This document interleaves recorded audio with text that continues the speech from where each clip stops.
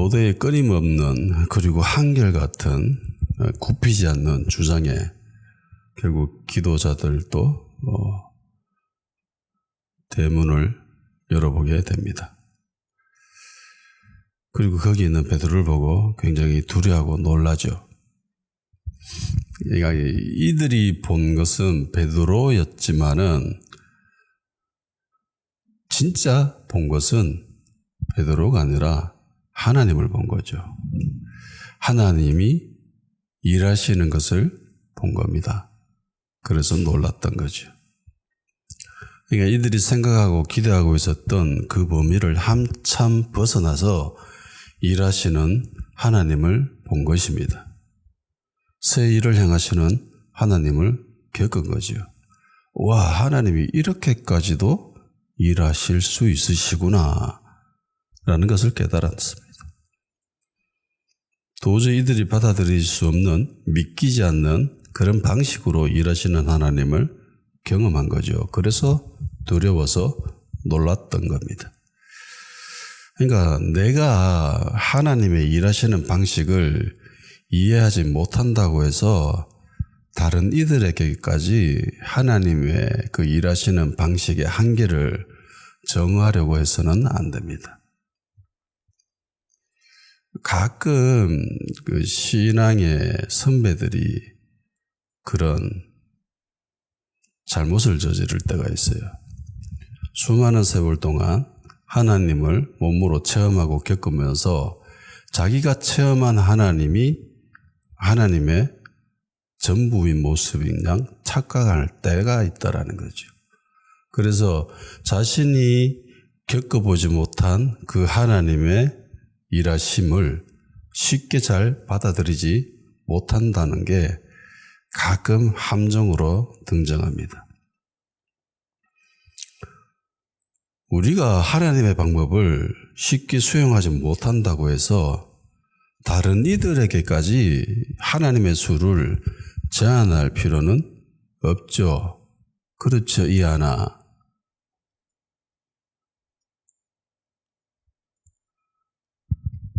잘 자네. 하나님은 우리 생각 이상, 기대 이상으로 얼마든지 일하실 수 있으신 분입니다. 능력이 한이 없죠. 불가능이 없습니다. 그러니까 능력이 한이 없고 불가능이 없기 때문에 그렇기 때문에 우리가 기도하는 거죠. 기도자들은 전능하신 하나님께 기도하고 있었지만은 정작 이 부분에 대해서 쉽게 놓치고 있었습니다. 깨닫지 못했던 거죠. 그래서 문을 열어보고 베드로인 것을 보고 놀랐던 겁니다. 와, 이런 식으로도 일하시는구나. 근데 본문을 한번 자세히 한번 들여다보세요. 우리가 놓쳐서는 안 되는 굉장히 중요한 장면이 하나 있습니다. 우리가 하나님의 일하심에 너무 집중한 나머지 이 부분을 쉽게 간과할 수도 있습니다. 16절입니다. 다 같이 읽읍시다. 시작. 베드로가 문 두드리기를 그치지 아니하니 그들이 문을 열어 베드로를 보고 놀라는지라. 자, 마리아 집 안에서 기도하고 있었던 사람들이 대문을 열어보게 된 이유가 뭐예요? 문 열어보자 해서 문을 열었습니다. 문을 열게 된 결정적인 이유가 뭘까요? 하나님이 천사를 보내서 베드로를 탈출시킨 것 때문에 문을 열었습니까? 아니죠. 이들은 지금 하나님이 일하신 것에 대해서 알지 못합니다. 하나님이 일하셨다라고 하니까 아니다라고 하죠. 일하지 않았다라고 합니다. 다른 방법으로 일하시지 이런 방법으로 일하지 않는다라고 생각했습니다. 그러면 로데가 이들한테 전해준 베드로가 지금 대문 밖에 와 있다라고 한 이 말 때문에 이들이 문을 열었습니까? 아니죠. 이들은 안 믿어요. 로데의 말을 안 믿습니다. 안 받아들입니다. 이 시점에서 문을 열게 된 결정적인 이유는 베드로에게였죠. 문을 계속 두드리고 있었습니다. 베드로가 문 두드리기를 그치지 아니하니 그래서 문을 열었다라는 거예요.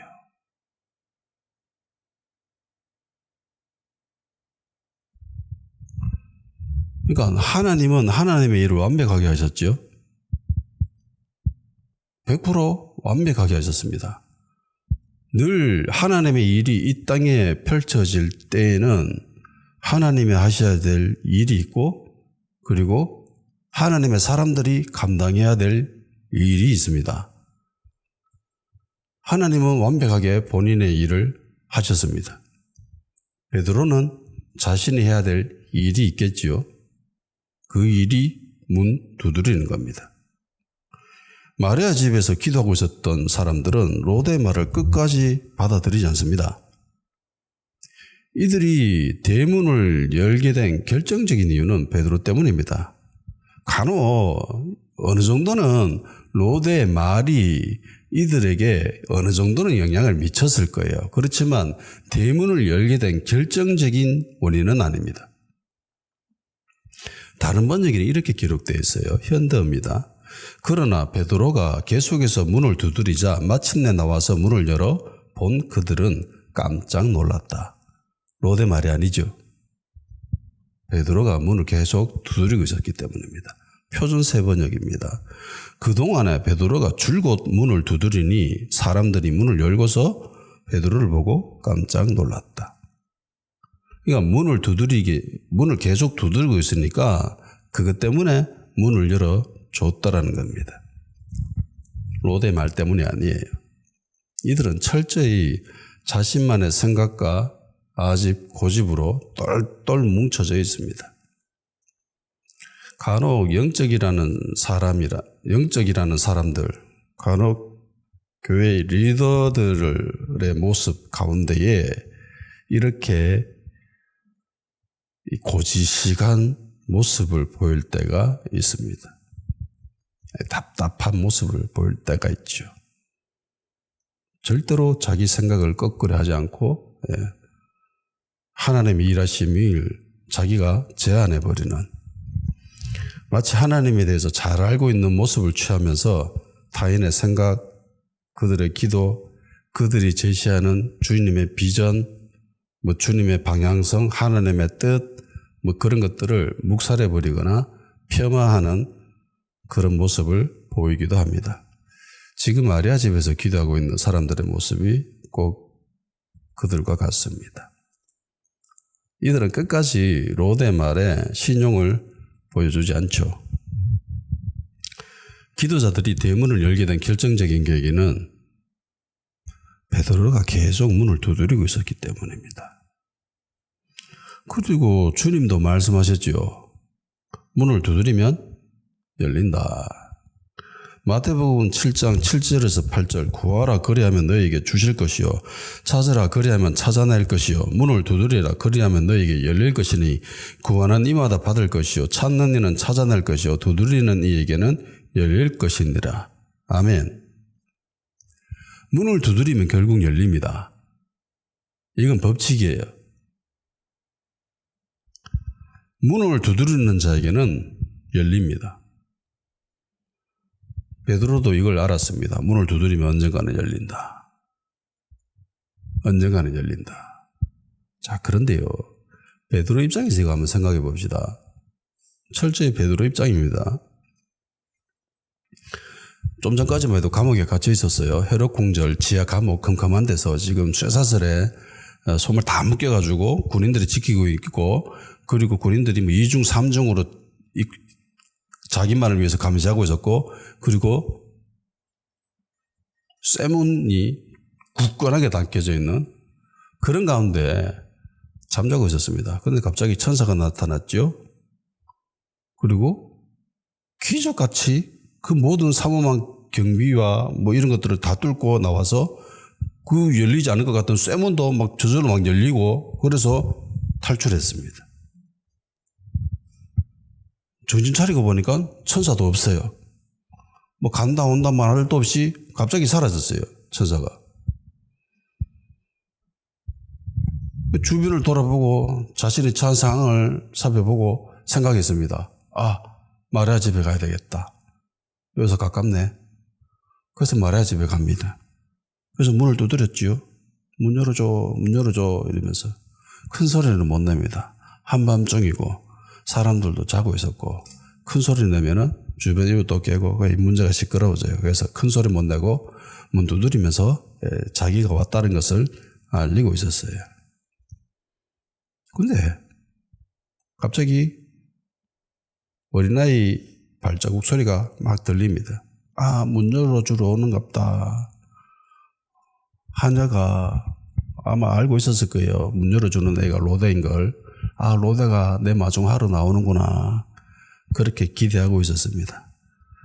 그래서 멀리서부터 발자국 소리가 타다다다 들더니만 갑자기 대문쯤에 오더니 갑자기 집 안으로 들어가 버려요. 뭐 열어준다 안 열어준다 이 말도 없고 좀 기다려라 말도 없이 오더니만 갑자기 들어가 버려. 그리고 잠잠합니다.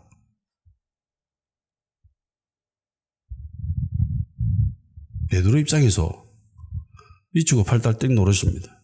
왜 들어갔는지 알 수가 없죠. 왜 문 열어주려고 하다가 왜 문 안 열어주고 갑자기 집 안으로 들어가 버렸는지 도무지 알 수가 없습니다. 우리는 성경을 읽기 때문에 읽어봤기 때문에 로데가 왜 집 안으로 들어가는지 알죠. 그런데 베드로 입장에서는 지금 이 상황에서 베드로는 전혀 알 수 없습니다. 베드로인 걸 알고 너무 기뻐서 집안 사람들한테 알려주러 갔다. 이거를 꿈에도 생각을 못해요. 왜냐하면 상식선에서는 이렇게 할 수 없거든. 굉장히 기이한 행동을 보였거든, 로데가. 베드로는 뭐 때문에 다시 집 안으로 들어가는지 알 수 없습니다. 이게 긍정적인 방향으로 흘러가는지 아니면 부정적인 방향으로 흘러가는지 그조차도 알 수 없어요. 제로. 그리고 집안에서 어떤 일이 일어나고 있는지조차도 알 수 없습니다.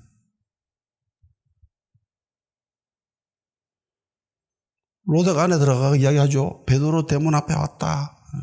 사람들은 아니다 니 미쳤다. 아니다 진짜다 확실하다 라고 하니까 그러면 천사인가가 보지. 네가 잘못 본 거고 네 잘못 들은 거야. 뭐 이런 이야기들 이런 스토리들 전혀 알지 못합니다. 전혀 감을 못 잡아요. 지금 초대교회는 굉장히 위기 상황이지요. 야고보 사도 잡아서 죽였고 그리고 베드로도 지금 잡아서 죽습니다. 모든 교회 성도들이 몸을 사리고 있는 상황이에요. 위기 상황이었고 그래서 초대교회 입장에서 마리아 집에 있는 사람들 입장에 보면은 한밤중에 대문을 두드리고 있는 사람들에 대해서 이걸 호의적으로 대해야 될지 아니면 경계해야 될지 주의해야 될지 이거 분간하기도 쉽지 않아요.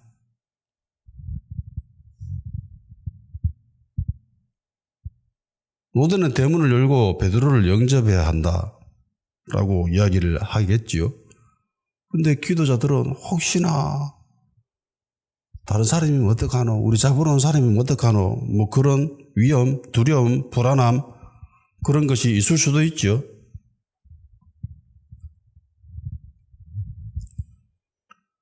어쨌든 로데가 집 안으로 들어간 뒤에 시간이 얼마 지났는지는 정확하게 알 수 없습니다. 그렇지만 이런 대화가 주고받고 자기의 주장을 이야기하고 그걸 또 듣고 나의 반박된 논리들을 설명하고 이러는 거는 단시간에 이루어지는 것만은 아닙니다. 1, 2분 안에 이루어지는 것만은 아니겠죠. 꽤 시간이 흘렀을 거예요. 방금 베드로는 헤롯 궁궐 지하 감옥에 갇혀 있었어요. 그 모든 어려움을 뚫고 기적같이 탈출했습니다. 마리아 집에 오긴 했지만 아직 안심할 단계는 아니지요. 안심은 당연 아닙니다. 17절에 보면은 베드로의 심리가 정확하게 묘사되어 있습니다. 조용하게 하죠. 조용하라 라고 해놓고 자신은 다른 데로 가버리죠. 몸을 사리고 있었더라는 거예요. 경계심을 내려놓아서는 안 되는 상황입니다. 아직 대문도 안 열렸죠. 만일에 혹시 헤롯이 자신의 탈옥을 알아차리면 군인들이 잠에서 깨가지고 베드로가 사라진 걸 알게 된다면 예루살렘 난리 나죠. 군인들이 쳐들어올 수도 있습니다. 이런 조바심, 두려움, 불안함, 그런 상황이고 그런 심리입니다. 인간이 이런 상황 속에 처하게 되면은 인간의 심리는요, 항상 그래요. 시간이 굉장히 더디게 흘러갑니다. 두렵고 무섭고 불안한 상황 가운데 빠지게 되면 인간은 그 시간이 굉장히 길게 느껴지죠. 제가 어릴 때만 해도 학교에서 처벌 되게 많이 받았거든요. 심심하면 선생님들이 애들 두드러 패고 기합 주고 그랬습니다.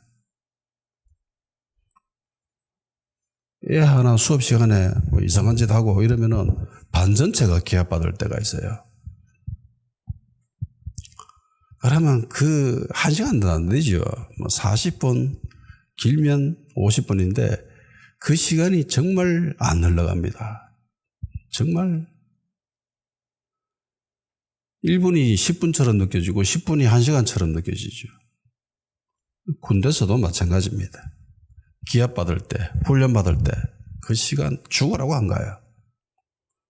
그런데 평안한 상황에 있을 때는 시간이 쏜살같이 지나갑니다.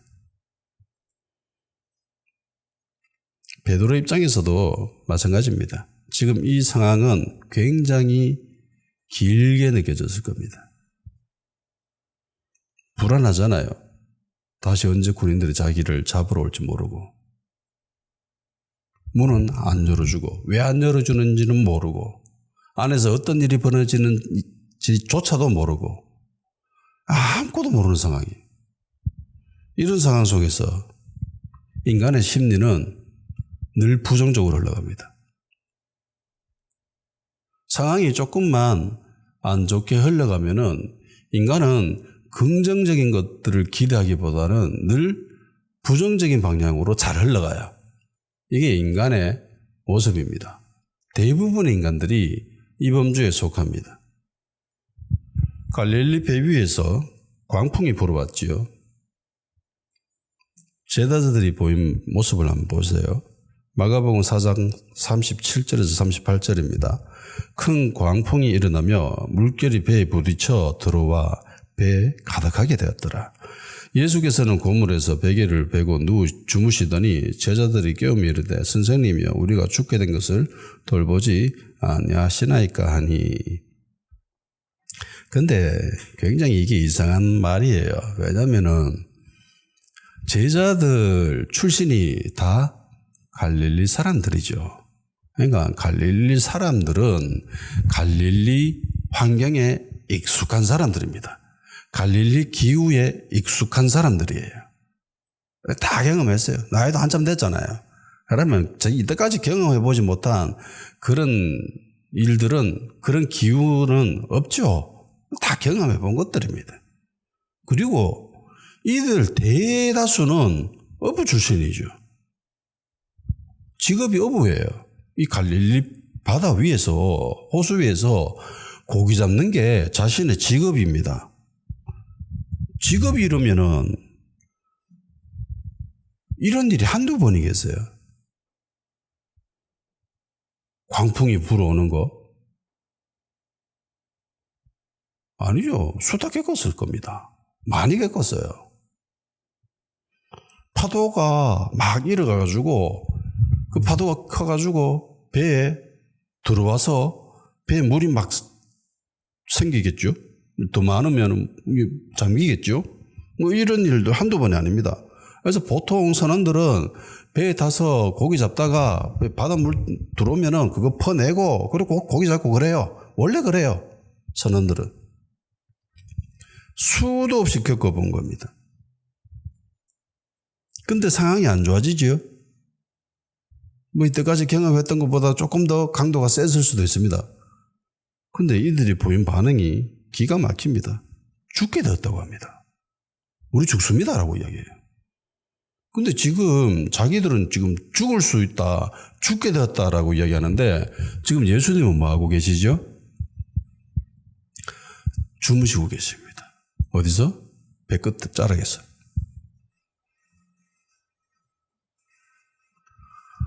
바이킹을 타잖아요. 놀이기구 바이킹 있지 않습니까?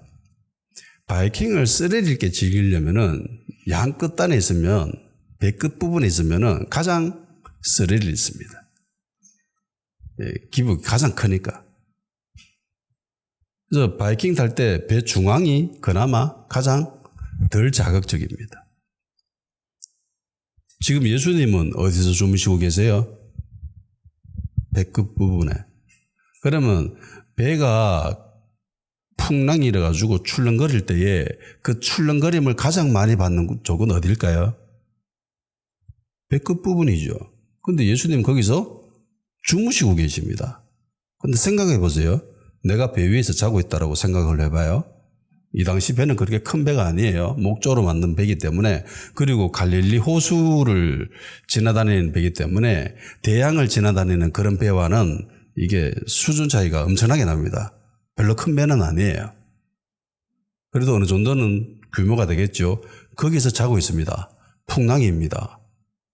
풍랑이 크면은 그 위에서 자다가 떨어지겠죠. 떨어지잖아요. 거기서. 그럼 면적이 얼마 된다고, 거기가. 사람 하나 누우면 자리가 끝날 거예요. 근데 그 위에서 지금 누워 계시고 주무시고 계시거든. 안 떨어지고요. 물에 빠지지도 않고 자고 있습니다. 긴 열전에 나가야 돼. 원래 선원들은 대양을 항해하다가 태풍을 만나고 그러잖아요. 그러면은 선원들이 하는 태도가 있습니다. 어떤 행위를 하냐면은 밧줄을 가지고 와가지고 배의 기둥에 자기를 묶어요. 풍랑이 너무 시기 때문에. 그래서 파도가 배를 한번 치면은 이쪽 끝에 있다가 저쪽 끝까지 날아갑니다. 파도에 의해서. 그래서 파도에 물결에 휩쓸려서 떠내려가지 않게끔 자기 자신을 밧줄에 묶어요. 배와. 그렇게 풍랑을 이겨내거든요. 근데 지금 예수님이 그런 상황이 아니죠. 그냥 누워 계세요. 밧줄을 배에 묶어가지고 그렇게 주무시고 계시는 게 아니에요. 그냥 누워서 계시는 거예요. 그러니까 그 정도 상황은 아니야. 그런데 이 제자들이 받는 충격은, 데미지는 엄청났습니다. 우리 죽을 수도 있다.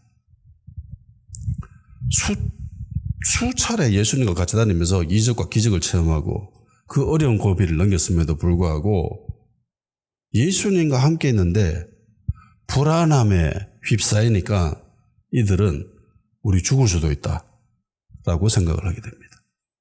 인간이 보통 이런 식으로 반응을 해요. 이런 상황이 닥칠 때. 불편한 상황, 불안한 심리, 이게 반응하게 되면은 인간은 굉장히 절망적으로 부정적인 방향으로 흘러가 버립니다. 위기의 상황에 처하게 되면은 인간은 하나님의 방법을 취하기보다는 세상의 방식을 더 따르려고 합니다. 왜냐하면 그게 더 익숙하거든요. 자주 경험했던 거고, 접했던 거고, 보아오던 거고, 들었던 거고, 그러니까 그 방향으로 흘러가는 게 훨씬 더 익숙하고 편합니다. 그래서 우리 자신만 보더라도 굉장히 안 좋은 상황으로 쭉 흘러가면은 이것이 전세가 역전될 것이다, 하나님이 일하실 것이다 라는 그런 믿음을 표하기보다는 오히려 더 부정적인 쪽, 안 좋은 쪽으로, 세상적인 방식으로 더 많이 생각하고 행동하고 말하게 됩니다. 이게 인간이 가진 죄의 습성 때문인 거죠. 오염됐기 때문에. 어떻게 보면 베드로가 지금 가지고 있는 처한 상황도 이와 유사합니다. 굉장히 불편한 상황이에요. 찝찝하고 짜증나는 상황입니다. 문을 두드렸어요. 문 열어주는가 싶었는데 애가 오더니만 갑자기 다시 들어가 버려요.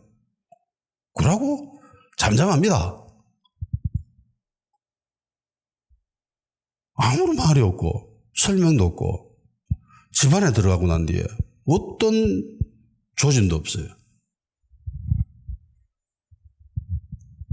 계속 문 두드리고 있습니다. 큰 소리도 못 내고, 큰 소리 내면 사람들 깨고 막 일이 시끄러워지고 복잡해지니까 큰 소리도 못 내요. 외치지도 못합니다. 자그마하게 속으로는 부르짖었겠죠. 속으로는 부르짖으면서 조금하게 문 열어줘 이러면서 계속 두드리고 있어요. 성경을 읽은 독자라면 충분히 이해가 되지요. 설명도 해줄 수 있습니다. 그런데 베드로는 아무것도 몰라요. 왜 문이 안 열리는지, 왜 애가 다시 들어가 버렸는지, 도대체 안에서는 어떤 일이 벌어지고 있는지, 과연 문이 열려지긴 열려질까? 열어는 줄까? 내가 베드로가 왔다는 걸 저 사람들은 알까? 이거 도무지 알 수가 없습니다. 아무것도 확신할 수 없는 그야말로 짜증나는 그런 상황이에요. 제가 잘 인용하는 것 중에 하나가 욥기서입니다. 욥기서는 총 42장으로 기록되어 있습니다. 그리고 성경은 욥을 당대의 의인이었다라고 기억을 하고 있습니다. 그리고 그 의인이었던 욥이 고통당하는 모습을 기록한 것이 욥이 있습니다. 안에 다 욥이 고통당하고 고난당해가지고 하소연하는 이야기들이잖아요. 대부분의 내용은 욥이 자기 신세한탄하고, 그리고 욥의 세 친구들은 욥을 위로하러 왔다가 욥을 향해서 신학적인 정죄를 하지요. 네가 뭔가 잘못했다. 네가 교만하거나 죄를 지었거나 어여 회개해라. 그런 이야기들을 42장에 걸쳐서 계속 이야기합니다. 근데 답은 욥기 1장에 있지요. 욥기 1장에 이미 답은 정해져 있습니다. 하늘에서 벌어지고 있는 이야기들이지요. 욥기 1장 6절에서 12절입니다. 하루는 하나님의 아들들이 와서 여호와 앞에 섰고 사탄도 그들 가운데 온지라. 여호와께서 사탄에게 이르시되 네가 어디서 왔느냐? 사탄이 여호와께 대답하여 이르되 땅을 두루 돌아다 여기저기 다녀왔나이다. 여호와께서 사탄에게 이르시되 네가 내 종 욥을 주의하여 보았느냐? 그와 같이 온전하여 정직하여 하나님을 경외하며 악에서 떠난 자는 세상에 없느니라. 사탄이 여호와께 대답하여 이르되 욥이 어찌 까닭없이 하나님을 경외하리까? 주께서 그와 그의 집과 그의 모든 소유물을 울타리로 두르심 때문이 아니니까. 주께서 그의 손으로 하는 바를 복되게 하사 그의 소유물이 땅에 넘치게 하셨음이니이다. 이제 주의 손을 펴서 그의 모든 소유물을 치소서. 그리하시면 틀림없이 주를 향하여 욕하지 아니하겠나이까. 여호와께서 사탄에게 이르시되 내가 그의 모든 소유물을 다 네 손에 맡기노라. 다만 그의 몸에는 네 손을 대지 말지니라. 사탄이 곧 요 앞에서 물러가니라. 그리고 욥은 망합니다. 신세한탄하죠. 욥은 자신이 왜 고통당하고 있는지 모르죠. 난 의로웠는데, 나는 죄 지은 게 없는데 내가 왜 고통당하지? 왜 고난당하지? 하나님 왜 나한테 이런 벌을 주시지? 막 이러면서 신세한탄하고, 욥의 세 친구는 아니다, 네가 모르게 뭔가 죄를 지었을 거야. 잘 생각해봐. 어떻게 하나님 앞에서 그렇게 어려운 인간이 있을 수 있나? 없다. 네가 무조건 죄를 짓다. 그러니까 회개해라. 정신 차려라. 지금이라도 늦지 않았다. 회개하면 하나님이 너를 창대케 해줄 거다. 네 시작은 미약하였으나 네 나중에 심히 창대하리라. 이거 욥이 한 말이 아니라 새 친구가 한 말이에요. 신학적으로는 이게 굉장히 이상한 말이에요. 그러니까 욥은 자신이 왜 고난당하고 있는지 모릅니다. 왜냐? 일장을 몰라요. 그러니까 하늘에서 어떤 일이 벌어지고 있는지 모르고 있습니다. 하나님이 자랑하잖아요. 사탄한테. 야, 욥 봤나? 대단하지 않나? 멋지지 않나? 쟤 너무 이쁘다. 이러니까 사탄이 에이 하나님이 뭐 줘가지고 그렇잖아요. 복 주고 막 이렇게 울타리 쳐가지고 뭐 보호해 주시고 뭐 이러니까 그러니까 하나님이 섬기는 거지. 그거 없으면 하나님 안 섬길걸요? 하나님 욕하고 저주할걸요? 그럽니다. 그러니까 해봐라 한번. 그래서 이렇게 된 거거든요. 욥은 그야말로 말도 안 되는 이유 때문에 고통당했습니다. 근데 욥은 모르죠. 하늘에서 어떤 일이 벌어지고 있는지 모릅니다. 영적 세계에서 어떤 일이 벌어지고 있는지 모릅니다. 욥기 1장의 이야기를 욥은 몰라요. 알면 덜 답답하죠. 그러니까 욥도 욥기서에서 계속 답답해 미치겠다. 왜 나한테 이런 일이 벌어진지 모르겠다. 이게 욥의 주된 이야기입니다. 이유라도 알면 덜 답답하지요. 욥이 답답한 것도 이것 때문입니다. 모르기 때문에. 왜 이런지 모르기 때문에. 이해가 되면 견딜 수 있습니다. 어디까지 견디면 되겠지. 그리고 원인을 알면 조치를 취할 수 있습니다. 이것 때문에 그렇구나. 그럼 이렇게 하면 되겠네. 근데 아무것도 몰라요. 그러니까 답답하죠. 짜증나는 상황입니다. 베드로도 마찬가지예요. 몰라요. 아무것도 몰라요. 답답해 미칠 노릇입니다. 베드로의 머릿속에는 온갖 생각들이 날 수도 있을 겁니다. 믿음을 가지고 계속 문을 두드리면서 열릴 것이다. 반드시 내가 온 것을 알았을 것이고 반드시 이 문은 열릴 것이다라는 믿음을 가지고 계속 문을 두드렸을 수도 있습니다. 아니면 내가 언제까지 문을 두드리고 있어야 되지? 다른 데로 안 가볼까? 이 근처 소그룹으로 모인 다른 곳이 있는데 거기에 가서 한번 이야기해볼까? 라는 생각을 했을 수도 있습니다. 군인들이 언제 쳐들어만나는데 군인 쳐들어오는 거 아닌가? 근데 또 다시 잡히는 거 아닌가? 그런 생각을 했을 수도 있습니다. 어쨌든 성경에 기록하고 있지는 않기 때문에 베드로가 어떤 생각을 했는지는 우리는 몰라요. 제일 좋은 거는 베드로는 믿음을 가지고 계속 문을 두드린 것. 이거 우리가 받아들이기 가장 좋은 베스트죠. 좋은 생각을 지키는 것. 내가 최초에 가졌던 문을 두드리면 열린다라는 그 생각을 가지고 그 믿음을 지키면서 계속 문을 두드리고 있는 겁니다. 반드시 문이 열려질 거다라는 믿음을 가지고. 짜증나고 답답한 상황이지만은 너무 세게는 못 두드리죠. 너무 세게 외치지도 못합니다. 주변 사람들이 반응을 하기 때문에. 시끄럽게 하면 안 됩니다. 그러니까 자기 자신을 과도하게 어필할 수는 없습니다. 그러면서도 차분하고 조용하되 확실하게 자신이 온 것을 드러내야 돼요. 이게 굉장히 쉽지만 않아요. 우리 그리스도인들이 해야 될 일들이 이런 자세가 굉장히 중요합니다.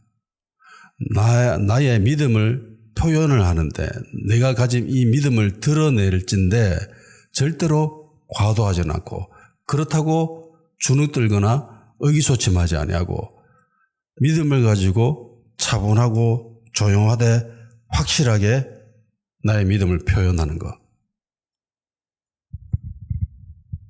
이게 그리스도인들이 가져야 될 아주 중요한 태도입니다. 베드로는 꾸준하게 아주 성실하게 자기 자신을 드러내죠. 내봤다 문 열어도, 내봤다 문 열어도. 이거 계속 하다 보면요, 사람 슬슬 열받거든요. 화도 나고 짜증나고. 그러면 문 쾅쾅쾅쾅 두드려 발로 막 주차하고 고함 지르고. 이게 보통 사람들의 모습입니다. 그런데 베드로는 그러지 않았지요. 계속 차분하게 계속 문 두드리면서 정하게 내왔다 문 열어줘, 내왔다 문 열어줘. 계속 이러고 있는 거예요.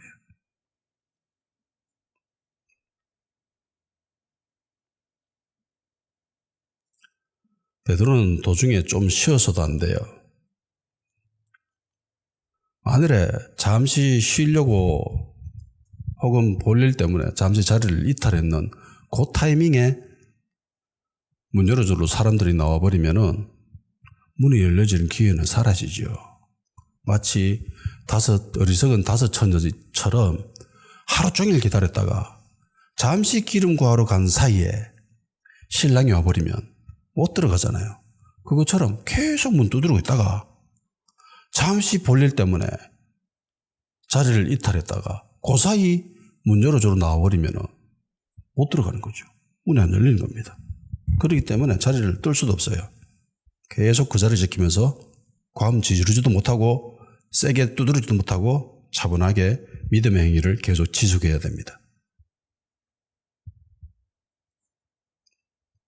근데 사람인 이상 늘 한결같이 좋은 생각, 믿음의 생각으로만 채워지기는 쉽지 않아요. 인간이 이 땅에서 세상 사람들과 더불어 살아가면은 반드시 세상의 방식들이 젖어들게 되어 있습니다. 그리고 불신자의 생활을 오래 한 사람일수록 세상의 방식에 훨씬 더 익숙한 편이지요.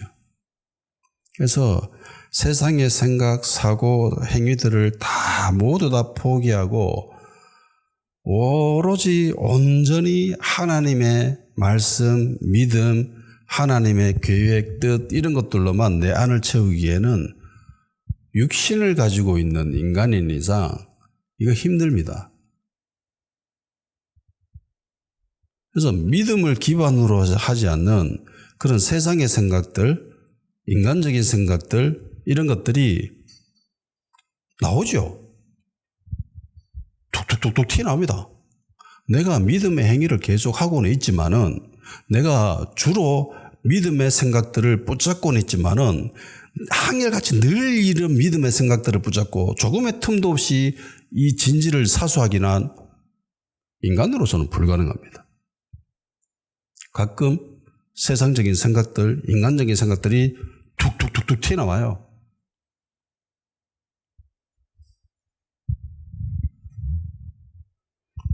그런데 중요한 게 있죠. 문 두드리기를 포기하지 않는 겁니다. 베드로에게도 아마 이런 생각이 들 수도 있겠죠. 문 안 열어주는 거 아니가? 이 아들이 내 왔는지 모르나? 라고 생각할 수도 있죠. 이 아들이 무서워서 안 열어주는 것 같다. 라는 생각이 들 수도 있습니다. 근데 그런 생각이 들어온다 하더라도 그런 생각에 자리를 내어줘서는 안 됩니다. 인간은 본디 생각하는 대로 움직이게 되어 있어요. 생각하는 대로 움직입니다. 예전에 읽었던 책인데 아프리카에 선교하러 갔던 사람의 이야기를 간략하게 적고 있었는데 아프리카 선교하면 애들이 못 먹고 굶주리고 기아에 처한 아이들이 많잖아요. 그래서 애 하나가 삐쩍 말라가지고 이렇게 있는 거예요. 숨 헐떡헐떡거리면서. 근데 엄마가 옆에 있는데 애한테 젖을 안 물리고 있는 겁니다. 왜 애한테 젖을 안 물립니까? 라고 하니까 이 아이 엄마가 하는 말이 이 아이는 죽을 운명이에요. 라고 이야기를 하더랍니다. 그러니까 이 아이는 어차피 죽을 거니까 굳이 젖 먹일 필요 없다. 라고 하면서 애를 방치해둔 거죠. 근데 이 선교사님은 그 모습이 너무 안타까워가지고, 너무 안 돼가지고 애를 데리고 와서 젖을 먹이는 거죠. 예. 분유를 가져와서 애한테 젖을 먹였습니다. 애가 어떻게 됐을까요? 살아나죠. 살아났죠. 그러니까 아이의 엄마는 이 아이는 죽을 운명이다라는 생각을 가지고 있었고, 그렇기 때문에 젖을 물리지 않았고, 그리고 이 선교사님은 이 아이는 살 수 있어, 살아날 거야 라는 생각을 가졌기 때문에 젖을 먹인 거예요. 그러니까 인간은 본디 생각하는 대로 움직이게 되어 있습니다. 니 왜 그런 식으로 행동하는데? 라는 것은 그 사람의 생각을 반영하는 행동입니다. 근데 인간인지라 인간은 늘 생각하는 대로만 움직이지는 않는다라는 게 이게 인간이 가진 아주 기이한 모습입니다. 인간은 자신이 생각하는 대로만 움직이잖아요. 이래서는 안 되는데 라고 하면서 그렇게 할 때가 태반입니다. 왜요? 죄 때문이죠. 제가 그렇잖아요. 모든 인간은 그 죄라는 것에 대해서 이건 하면 안 돼라는 인식이 있습니다. 그럼에도 불구하고 그 행동을 하지요. 죄를 짓습니다. 인간이기 때문에 이런 모습을 보여요. 베드로 입장에서 봅시다. 베드로는 문을 계속 두드리고 있습니다. 안에서 어떤 일들이 벌어지고 있는지 몰라요. 문이 열려질지 안 열려질지도 몰라요. 그런데 제일 좋은 건 앞서도 이야기했지만 베드로가 믿음의 생각을 가지고 믿음 행동을 계속하는 겁니다. 그런데 이런 행동이 쭉 가다 보면은 어느 시점을 해서 안 좋은 생각들이 툭툭툭툭 튀어나옵니다. 안 열어주는 거 아닌가? 야들이 무서워서 쫄았나? 군인으로 착각했나? 내가 베드로 왔는지 날 모르나? 그러면서 안 좋은 생각들이 막 들어오지요. 그래도 그 생각에 점령돼 버리면 안 돼요. 우리도 마찬가지잖아요. 신앙생활 하면서 믿음 행동을 하고 하나님이 뜻하시는 그런 행동을 한다 하지만은, 그런 생각으로 우리가 살아간다 하지만은 인간적인 생각들, 안 좋은 생각들이, 세상적인 생각들이 생각납니다. 안 날 수는 없지요. 그렇다고 그 생각에 점령당해서는 안 되는 거죠. 그래서 가끔씩은 나의 믿음의 생각들을 표현을 해야 되고요. 나의 믿음의 행동을 드러내야 됩니다. 그럼으로써 나의 믿음의 위치를 고수할 수가 있습니다. 만일에 이런 행동을 하지 않고 이런 생각을, 이런 말들을 표현하지 않으면은요, 점점 뒤로 물러나게 됩니다. 믿음의 위치를 점점 벗어나게 돼 있어요. 그래서 성경에는 믿음의 언어를 표현하는 거, 믿음의 말을 하는 거, 이걸 굉장히 중요하게 생각하지요. 마음으로 믿어 의에 이르고 입으로 시인하여 구원에 이른다고 했습니다. 그러니까 믿는 것과 입으로 말을 하는 건, 이거는 굉장히 중요하다는 거예요. 그래서 하나님이 나에게 주신 사명, 뜻, 비전, 그런 것들이 있다면은 이런 것들을 표현을 해야 됩니다. 말로 드러내야 되고요. 그리고 행동을 취해야 합니다. 근데 인간인지라 안 좋은 생각이 들 수 있죠. 세상적인 생각이 들 수 있습니다. 베드로도 마찬가지였을 거예요. 안 열리는 거 아닌가? 군사들이 쳐들어오는 거 아닌가? 내가 여기서 벗어나서 다른 데로 가야 되나? 그런 생각이 들 수도 있겠지요. 자, 중요한 거는 문 두드리는 겁니다. 결정적인 겁니다. 저 베드로가 문을 계속 두드리고 있었습니다.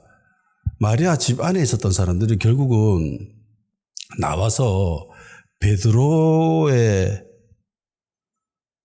두드리고 있는 그 대문을 열어준 결정적인 이유는 베드로의 행동입니다. 베드로의 생각이 아니에요. 베드로의 마음이 아니에요. 베드로는 이런 생각도 할 수 있고 저런 생각도 할 수 있었겠지요. 내가 뭐 베드로 아니라서 무슨 생각을 하는지 알 수는 없어요. 그렇지만 인간인지라 안 좋은 생각이 들 수도 있었을 겁니다. 그럼에도 불구하고 베드로는 계속 문을 두드렸다는 거예요. 이게 굉장히 중요해요. 기도자들은 베드로의 생각을 안 게 아니에요. 베드로의 마음을 읽은 게 아닙니다. 베드로의 믿음을 본 게 아니에요. 베드로의 행동을 본 거예요.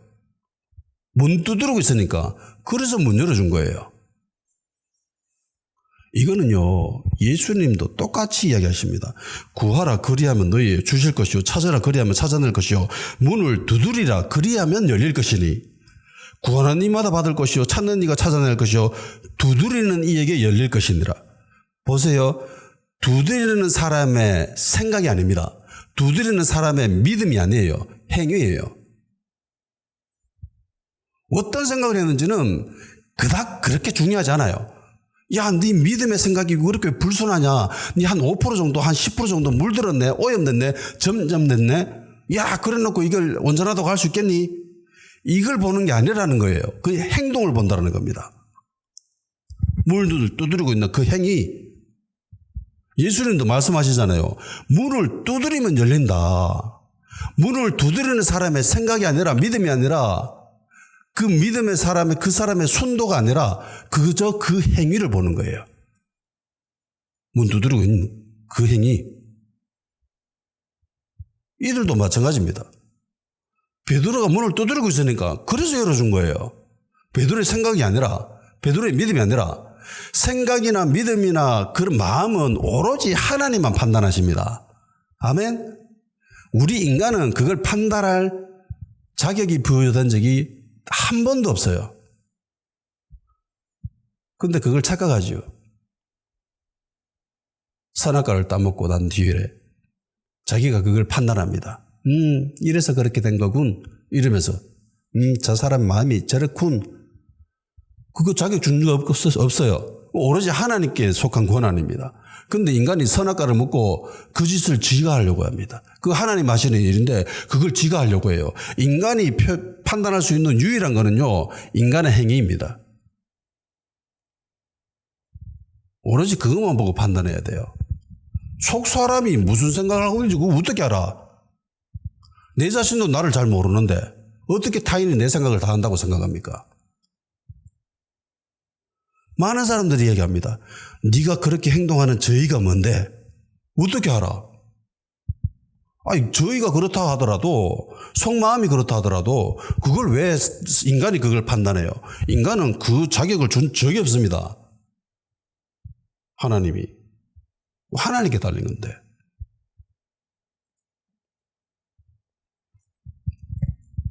문을 두드려야 돼요. 그것만 보는 거예요. 그리고 인간은 그 행위만 보고 판단할 수 있는 겁니다. 아, 문 두드리네. 열어줘야지. 그게 끝이에요.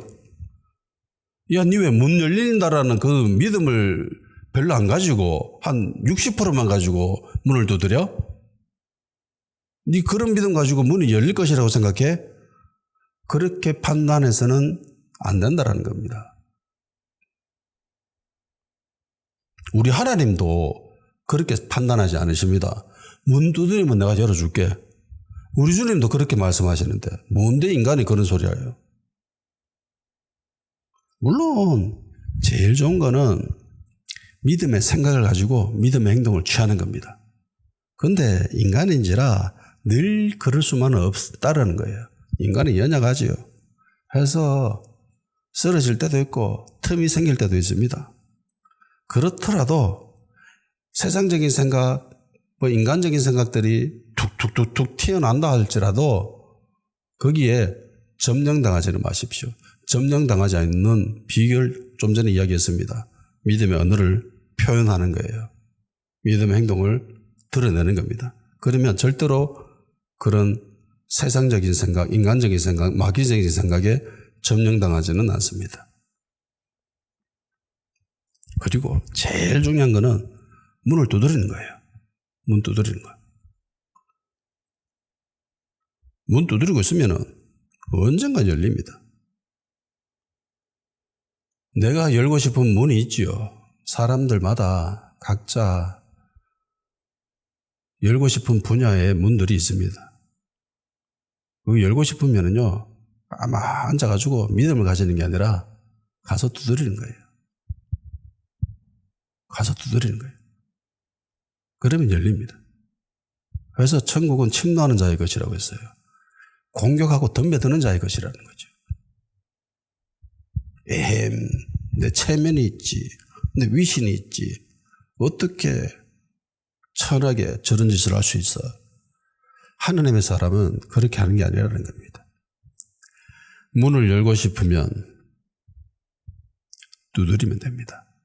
아멘. 다 같이 기도하는 시간 가지도록 합시다. 나의 생각이 믿음의 생각들로 채워지게 하시옵소서. 그리고 믿음의 행동을 취하게 하여 주시옵소서. 세상의 생각들, 인간적인 생각들이 나온다 할지라도, 그렇다고 할지라도 문을 두드리는 믿음의 행위만은 절대로 포기하지 않는 일이